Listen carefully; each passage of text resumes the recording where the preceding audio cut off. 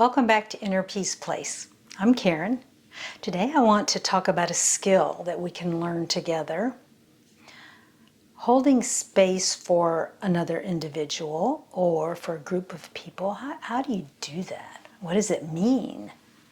People used to always say that to me. Oh, just hold space for them. I'm always like, I don't know how to do that. A lot of this work is learning from someone else and trying things out and feeling that you were successful and sometimes not. So this might be just one more skill that you could add to into your spiritual toolbox. I can actually feel if it's working. So that's a skill that you can learn in addition to this.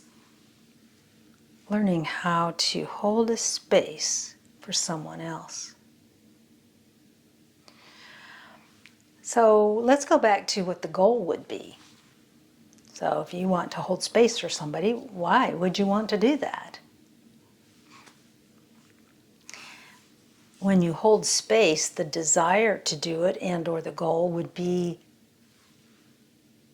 to allow that person to have as much access as possible to an energy source that is larger than who they are by themselves. You're offering to support them on the spiritual planes or in the spiritual planes so that they can ground themselves and grow. It's not that the people can't do it without you doing this.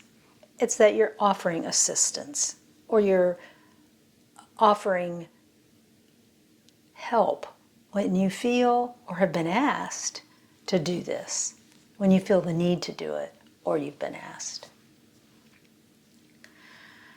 So if you have a friend that's not doing well, emotionally or physically, that would be a great opportunity for you to attempt to do this. What you do is you sit down and relax, take a deep breath, and you want to be connected to your guidance in the most thorough way possible to offer assistance to someone else. So you get quiet, relax, take a deep breath, call in for help, ask to be connected in a very thorough manner, and then on top of that, explain your goal. I would like to hold light, I would like to hold space for my friend blah blah blah, or this situation in the world, or even someone driving somewhere. I would like to hold space for them on their trip. It can be anything. So once you've gotten quiet and you've asked for guidance, visualize in your mind's eye that individual or group of individuals. And the more detail you give this part of it, the better. So you want to see their face, their eyes, their hair, an outfit that they might wear, whatever you can do to give more detail to that individual. If it's a group of people, then visualize the environment with multiple peoples.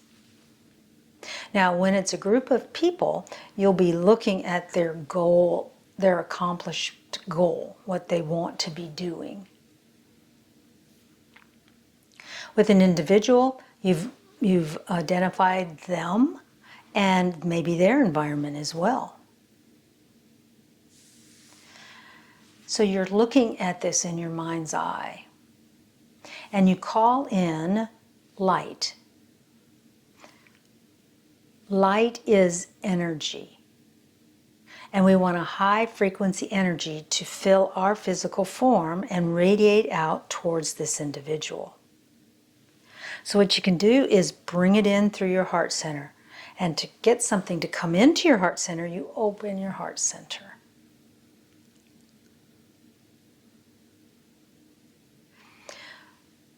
You're imagining that you are a kind of like a funnel. All of this beautiful energy is coming into your heart center. It goes up through your neck into your third eye and flows out to the situation or the individual that you're thinking about.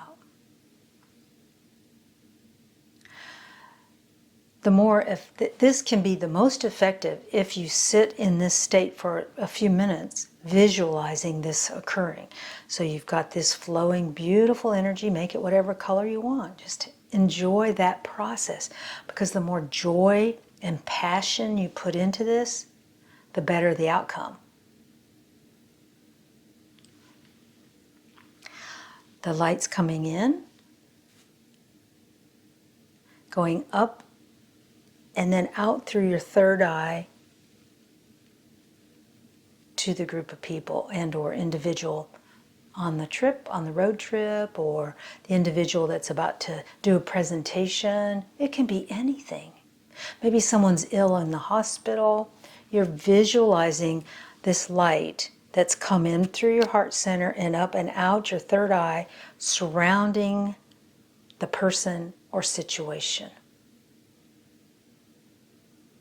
Now, you may feel an expansion of your own when you do that.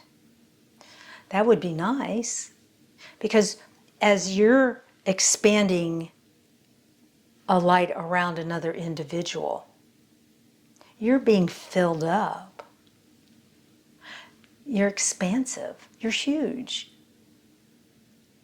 And you're directing the highest energy for the highest good of all, to the individuals in a group or to this particular individual. You can also do this for relationships. So you do the same activity. You connect, you expand, you call in light through your heart center and have it go out through your third eye to the tentacles between one individual and another.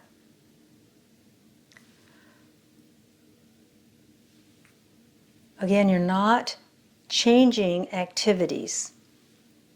You're holding light so that if there's a possibility of shift, if they're able to hear it, they will. So the relationship is smoother and more flexible.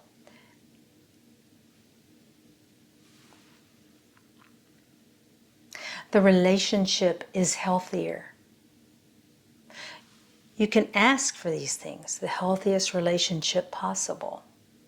And each day that you do this, or any time that you do this, it makes sense that it would shift, right? Because time is not the same as when you did it before.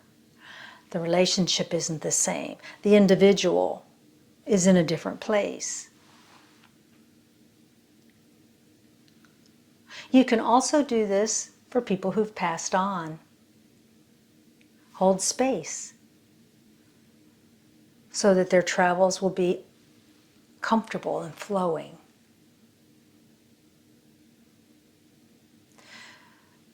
Animals, plants, Mother Earth.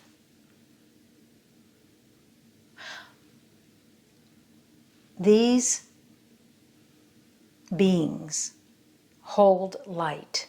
Mother Earth, animals, people, plants.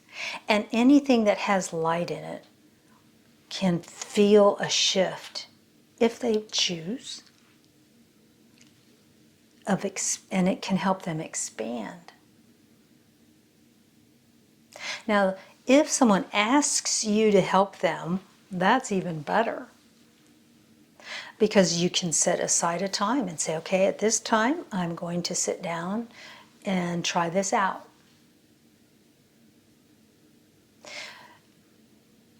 What you will do as a person sending love and light energies, holding space for someone, if someone doesn't want it, you kind of feel this stuckness, a pushback. Now, your goal as a space holder isn't to, push through those. It's just something that you offer, and when the person is ready, they can reach out and take it. So if someone has asked you to help them, that's even better, because let's practice. You can practice sending love and light and holding space for someone when you know they want it because they've asked you for it.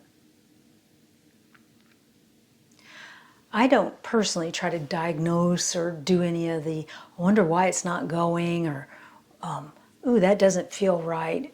It's none of my business. I am a provider. And sometimes there's a shift and sometimes not.